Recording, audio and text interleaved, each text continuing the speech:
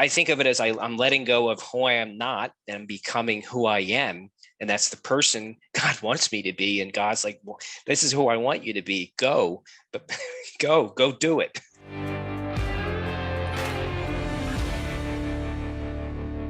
So welcome to the True Man Podcast. Is your life full of noise, constant activity, and maybe even a little chaos at times? Do you find your schedule packed and hectic? Yeah, me too.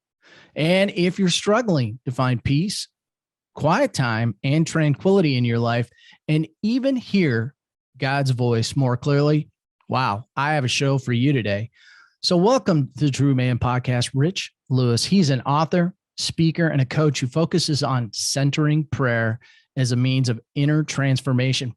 Rich's newest book is titled Sitting with God, A Journey to Your True Self Through Centering Prayer. Rich, it's great to have you on the True Man Podcast. How are you? I'm great. Thanks for having me on. I really appreciate it. Awesome.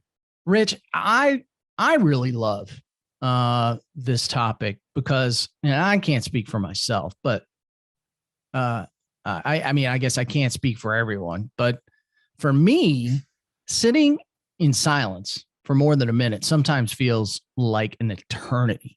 So I'm curious as heck, how did you fall into this practice and what led you to it? Sure.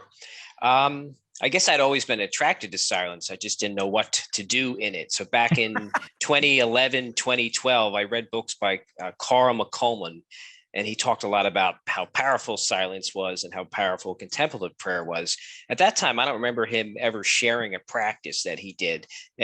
Or maybe I need to go back and reread the books. Maybe he did. But I've since learned he actually does practice centering prayer. So back then, before I knew anything about centering prayer, I actually would just sit in silence for minutes at a time. And exactly as you said, it actually was brutal. And I persisted, but it was brutal. But I'll say, thank God I came across centering prayer. And how I found centering prayer was simply late. It was late 2013. I was simply perusing Amazon, looking for a book to read. And I came across a book called Healing the Divide, Recovering Christianity's Mystic Roots by Amos Smith. And as I began reading the Kindle book, he's talked about a practice called centering prayer that he had been doing for about 15 years. And it was really a sitting in silence with God, wordless prayer beyond words and talking out loud. So that immediately intrigued me. So I began learning more about what it was in late 2013. I began trying it for myself, and I began reading other books by other centering prayer authors as well. But the most important thing is I began trying the practice. So I think, thank God, I found that practice, because that showed you how to sit in silence. So if just to sit in silence is hard, because you don't know, what am I supposed to do? What am I supposed to do with my thoughts? Yeah. Am I supposed to engage them? Am I supposed to daydream? Am I supposed to set goals? Am I supposed to mentally talk to God? Centering prayer, which we can get into, showed me how to sit with God. And here's a practice that you can do to sit with God. So the practice, that helped me better sit with God. So then it made it simple for me. And maybe it's because I sat with God for 3, 4, 5 months, not knowing how to sit with God. Not that there's a wrong way, but how do I do this and get out of the way? So I guess I stumbled into centering prayer. Amazon showed me centering prayer, I guess you could say. Amazon's good for a lot of that, right? When they figure out your whole analytic world. So now, out of curiosity, now, was there, because I commonly hear people will say, I read these books and somebody will say, well, I heard God's voice. And I struggled with that for a while. Like, I'm not hearing his voice, And so was this something that you were struggling with? I mean, other than coming across it, on Amazon, was this something that you were looking for? A more intimate relationship with God where you could hear his voice? What was it that really, there had to be something there, right? That really, like, you went, I got to know more. I want to practice this. I guess as I look back, I think maybe I was just skimming the surface to my depths of the relationship with God. So I think I was just looking for more. I just didn't know what that more was. I knew maybe I could have a more rich, deeper relationship with God, but I didn't know what it was and how it looked. So I was just exploring. exploring. So I Yeah. think I didn't have any depth. I was just skimming the surface to my relationship with God, and centering prayer then has become a way of really going deeper. I considered, I'm digging deep in the well and connecting to my true self and connecting to God. So it's kind of a bottomless well that I can dig into that has resonated with me. So I encourage people to find a practice that works well for them.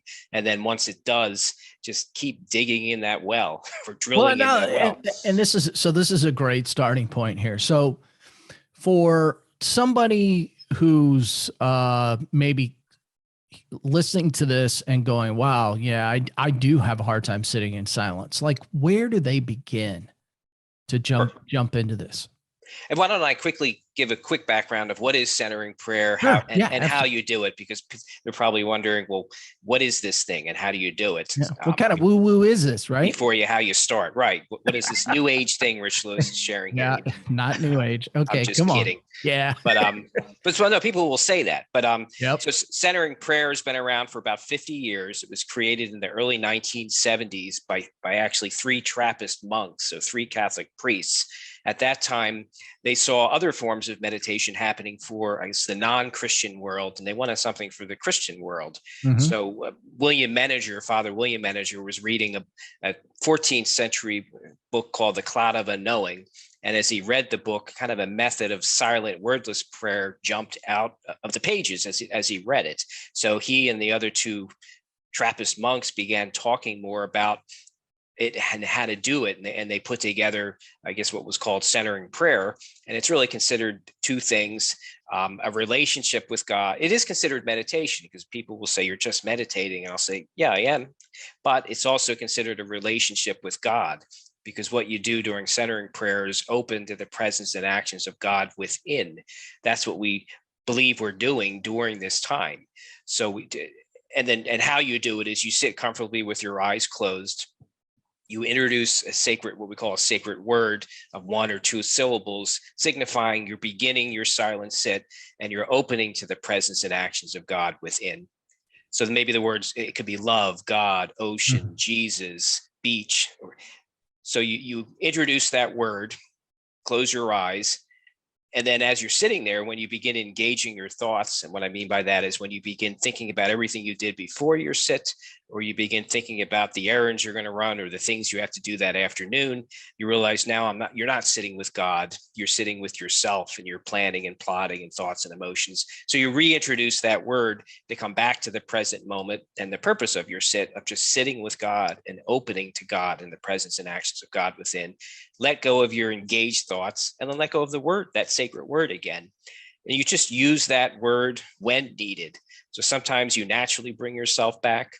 Other times you have to use the word and realize, there I go again, and I need to let go. But that's essentially how you do it. And the last thing I'll say, it doesn't have to be a word. I started with a word, and that's really more for auditory people. I discovered I'm more of a visual person, so I picture an image. So I get Richard Rohr has a daily meditation, and I've been getting his daily meditation for years. It had a Jesus icon on one of them, and that kind of captured my attention. So I kind of picture that image as my sacred image to come back to the present moment. You can use your breath to come back to the present moment. And lastly, some people don't even want to close their eyes because they worry they'll fall asleep. So they keep their eyes open and stare at a spot 4 or 5 feet on the ground. So you can pick the method that works for you to come back to the present moment and the purpose of your sit, whether it's a word, an image, your breath, or even keeping your eyes open because you're really worried that you're going to fall asleep. So that's a little bit of the history, how long it's been around, about 50 years, and what it is, meditation, but really an opening to the presence and actions of God within, and how long it's been around. I would have thought it would have been around longer the minute you started with monks. I mean, maybe they just labeled it that. Yeah, I mean, the idea of silent prayer goes all the way back to Jesus, and even before that, we surmise Jesus wasn't always babbling and talking to God. They mentioned there's references of Jesus going off to be alone, and we surmise he was just sitting with God. Or if he's fasting, or if he fasted in the desert, he wasn't talking. He needed to conserve his energy. So yes, that was the idea of silent prayer. It goes back to Jesus and comes all the way forward, through the desert mothers and fathers in the third and fourth and fifth centuries. So no, the idea of silent prayer is not new. And particularly, I guess, in the church, you have the Eastern Church and the Western Church. The Eastern Church has been doing it for thousands of years. The Western Church maybe has been familiar with it over the last 100 years or less, but not necessarily doing it or aware that it has a rich tradition in Christianity. Now, for you, and you've been practicing this for a while, what is the benefit that you have found that has enhanced your life? Maybe the biggest benefit that you found? I would say God seems to grace. God knows what we need. So with you let go during centering prayer, you're letting go and just opening to the presence and actions of you're letting go and opening to the presence and actions of God within. So you let go of who you are not and become who you can be and the person God wants you to be. So it's you notice kind of fruits of the practice outside of the practice, because during the practice, you're just doing it and you're showing up every day and doing your practice. But over time, you can look at yourself and see what God has blessed you with during this time. So for me, I definitely have a ton more confidence than I had prior to practicing centering prayer. I'm definitely willing to get out of my comfort zone, try and do new things. Wisdom for tasks at times seems to pop up in the middle of the day that I didn't know how I would do something, and it seems to pop into my head. I think I'm more present. I'm more willing just to be present for the moment and what it requires, and let go of what the present moment doesn't require, which is really important. As when COVID started 2 years ago, we had to let go of fear and anxiety and worry, and then hone in and focus on, well, what can you do? And that was, how do I make myself safe? How do I make my family safe? What are the things I can do, not that are going to help me, not the things that are going to make me anxious and worried. So it helps me just let go of fears and anxieties and focus on what does the present moment require of me. So a ton of fruits. Yeah, it's always interesting when COVID comes up, because I feel like for all of us, it's such a tangible thing that we can point to. But because it's still fresh, to some degree, still going on. So for a lot of people, when COVID hit, right, that was like, we all went 108, our heads spun off. We're like, what can we do? As you were practicing this, did you feel yourself change? Were you able to just stay present? And the reason I asked that question is this was a big event. It was a game changer for all of us. We all had to adjust in some way. The fact that you were having this intimate time with God, did it help you get through it? Was it, did you adjust as a result? It definitely helped me, because it helped me let go of anxiety and worry and things that are not in my control, so I can figure out, well, what can I do and what are the actions I should be taking. But other things I did too was I did a ton of walking. We weren't really going anywhere other than to the supermarket and the drugstore, and you were doing that as safely as possible. So the other thing I did in conjunction with centering prayer was I probably walked twice a day. Like my wife or my daughter, we went on frequent walks just to get out of the house and safely walk around the neighborhood without getting too close to anybody else. Yeah. So I think it was a combination of centering prayer and then kind of brisk walking twice a day to get rid of nervous energy. And I even remember talking to my daughter, and she was 18 at the time, and she was very nervous. And I would just tell her, we're going to get through this. We're going to get through this. We're going to come out the other side. So I think it was centering prayer, brisk walking, and just kind of positive affirmations that we're going to get through this.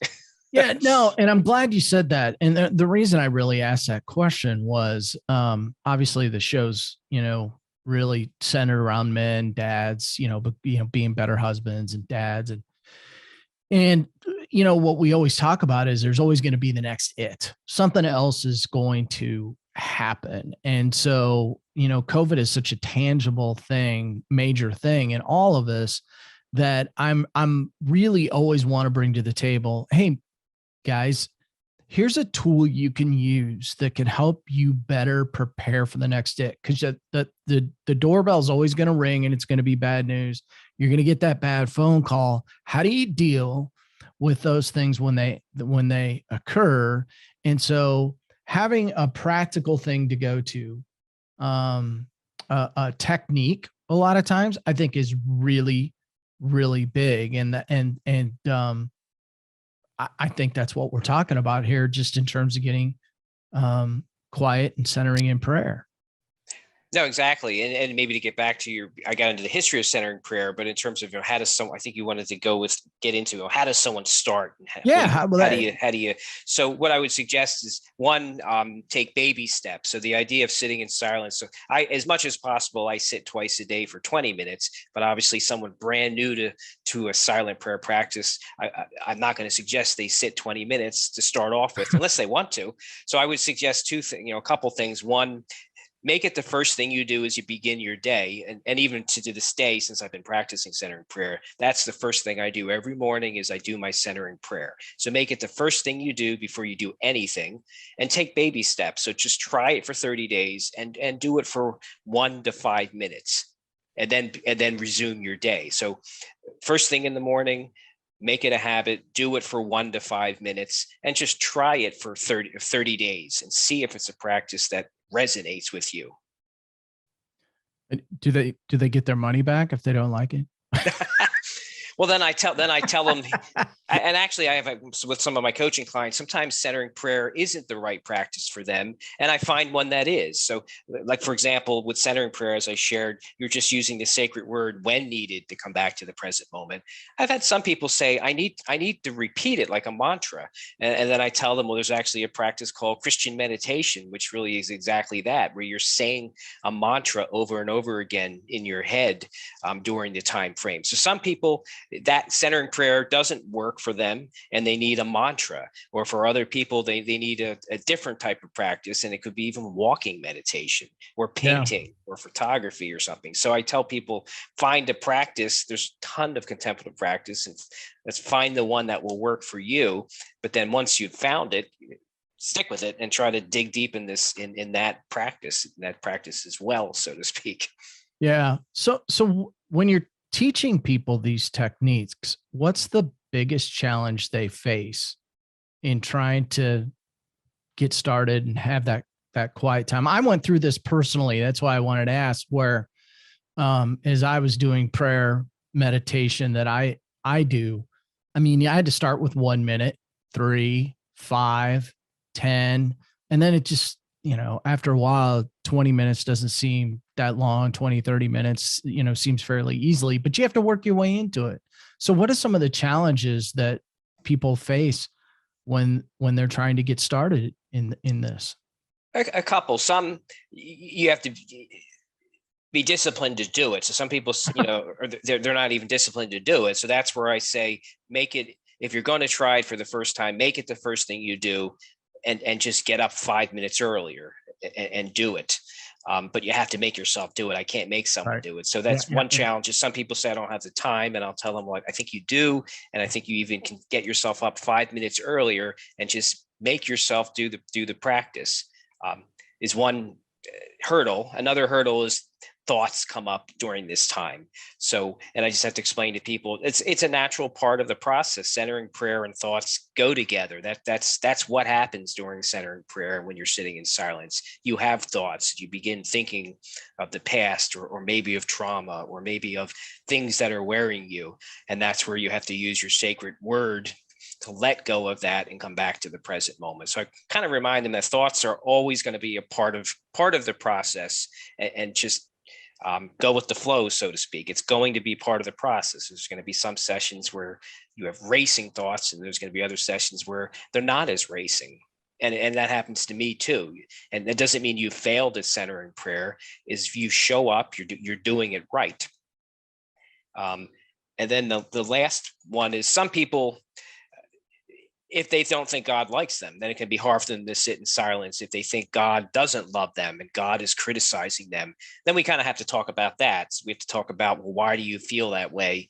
And talk through, why are you feeling that God doesn't love you? Why are you feeling God is critiquing you or criticizing you? Why? What is there about God? So for those people that are fearful of God, it's hard for them to sit with God when they're not sure what they think of God, or they're not sure if God even loves them. So we have to talk about that to get them comfortable with sitting with God. That's interesting, actually. That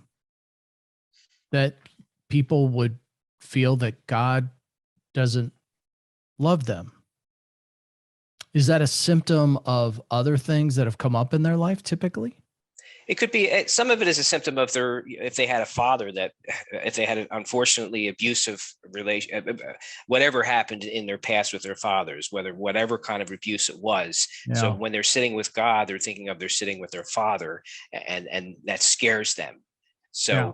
So some of it, I think some of it is they've come from abusive backgrounds with a father or a mother. And some of it is people that maybe lack confidence in themselves, or don't feel, they feel that they're not good people, and they don't deserve to be loved by God. They don't deserve to be loved by people. So, and maybe they don't even, and it doesn't mean they had a bad, bad upbringing. Just for some reason, they have very low self-esteem, or they don't feel good about themselves. Yeah, that could be tough. Let's talk about the book a little bit. Talk about this new book that you've got out. I'm sure it has a lot of the same concepts that we're talking about here. What is, just talk about the book a little bit. Sure. So Sitting with God came out in August of 2020. And it basically is a couple things. One, it obviously talks about centering prayer and what it is, and how you do it. And it helps really people new to the practice and the idea of sitting in silence. But it also talks about deepening your practice, and figuring out who your true self is, the person God wants you to be. So the book also helps people that have already been practicing centering prayer and want to go deeper in their practice as well. And then the book, I just made it for everyday people. So if you look at the book, I think it's 14 chapters. The chapters are short. And then within each chapter, you have a heading, and you know exactly what to read under that heading of 1 or 2 pages before you read to the next heading. The end of each chapter has questions for reflection and discussion to help you, if you want to read them, and then think about what you just read before you move on to the next chapter. So I made it, and I talk a lot about how it's healed and transformed me, and I bring my real life story into the book and share how this practice really has, how I started it and how I do it and how it has healed and transformed me, and how it has helped me find my true self, and in hopes that it can help you do the same if it's a practice you want to try. So I just wanted to make it for the everyday person to read. It's a non-academic book, a very easy book for beginners, but also for people that have been practicing centering prayer. Well, I like everyday books. And if they have pictures, that's even better. But no, I'm just kidding. Talk about that a little bit. I mean, you talk about healing, and a lot of people bring wounds to the table. And it's important that they know that God loves them, intimately loves them, so that they can heal from those wounds. How have you healed, or maybe there was a trauma you could talk about that happened in your life that really getting closer and more intimate with God has changed your life? Sure. Well, first, let me tell you what happens in centering prayer, because we consider it divine therapy. A couple things are happening in centering prayer, and as you keep showing up to the practice, it's really true freedom.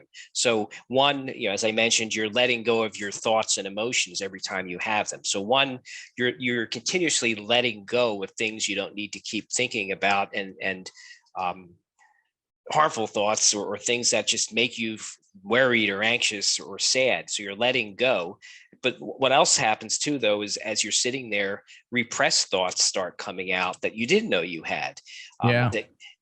So you have you're letting go of your thoughts and emotions that you have, You're letting go of repressed thoughts and emotions that you didn't know you have. And then lastly, the tension in your body, you're releasing tension in your body, whether you hold it in your forehead or your shoulders, or your stomach. So as you're sitting there in silence, and if you think about it, you're showing up daily, weekly, monthly, yearly, and over the years, you're letting go of thoughts you don't need to hang on to. You're letting go of repressed thoughts that you don't need to hold on to. And when you're holding on to all these thoughts, your body's holding them.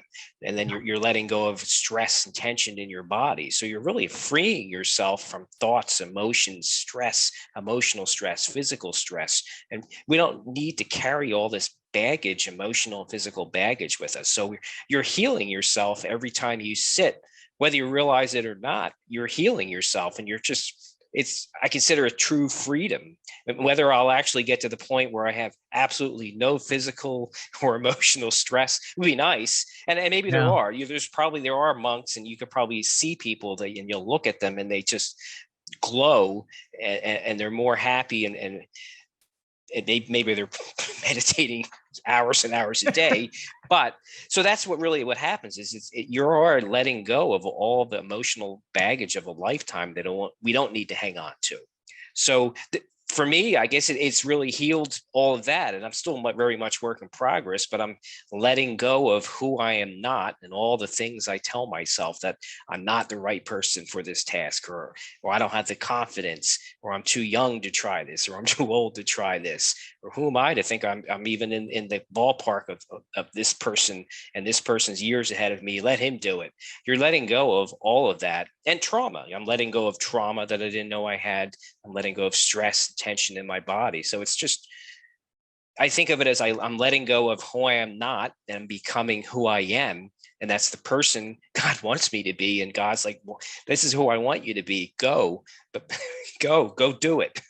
Yeah, and I think that that's all really good, and I think it's important for us to be curious. I think that that's an important word that we sometimes forget about. Just be curious about what's available to you. This is another tool you can add to your tool belt to help transform your life and live a better life, and not carry around the baggage, as you were talking about, Rich, because too many of us, that's what we do. We carry around that baggage.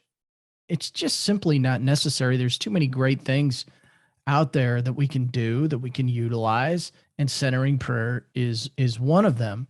So as we begin to wrap up today, Rich, and I always try to let everybody, if there's something that we didn't touch on today that you think would be helpful for everyone to know, is there something that we didn't touch on today? I don't think so. I would just encourage people. I say we all need a daily dose of silence. So I would just encourage people to try it for 30 days and make it the first thing they do, and just do it for 1 to 5 minutes, and see what happens, and see if it's a practice that resonates well with them. So that's really what I would leave people with, is just try it, but just take those 1 to 5 minute baby steps for 30 days and just see what happens. Yeah, no, that's gamble. Take a gamble on yourself here. That's a good one to take, right? So, as we always do, we want everybody to know how they can get a hold of you, and of course, we'll put this in the show notes. But Rich, tell everybody how they may be able to get a hold of you, and get a hold of the book. Sure. The best place to find me is silenceteaches.com. When they come there, if they subscribe, I have a free short ebook on centering prayer, if they want to just learn more about it. And then after reading it, if they're even more curious, my book is on my website. You can't miss it, so they could find the book on the website as well. But silenceteaches.com is the best place to find me. Subscribe, get the free ebook, receive my weekly meditations that go out. And then if they're further interested, they can check out my book, Sitting with God, A Journey to Your True Self, as well. Awesome. Thanks for being on, Rich. I appreciate you explaining centering prayer. I think it's a neat opportunity for people to explore their relationship with God. And so we're grateful that you were on the True Man podcast today. So thanks for being with us. No, thanks for having me on. I appreciate it. Hopefully it was helpful for your community. And I love the dialogue. So if they go on my site and ask me a question, I will respond. In fact, I have someone sent me an email on Sunday that read my book and asked me a number of questions, and I need to respond to that person. So I will. I might even have, sometimes if there's a lot of questions, I just say, let's jump on a Zoom call. And actually that person that emailed me this weekend said, perhaps we should do a Zoom call. And I'm going to tell her, yes, let's do one, because I think that's the best way to kind of walk through some of your questions. So reach out to me. I love to interact with people. So if they email me, they'll hear back from me. Awesome. All right. Thanks, Rich. Great Thanks having you on. All right.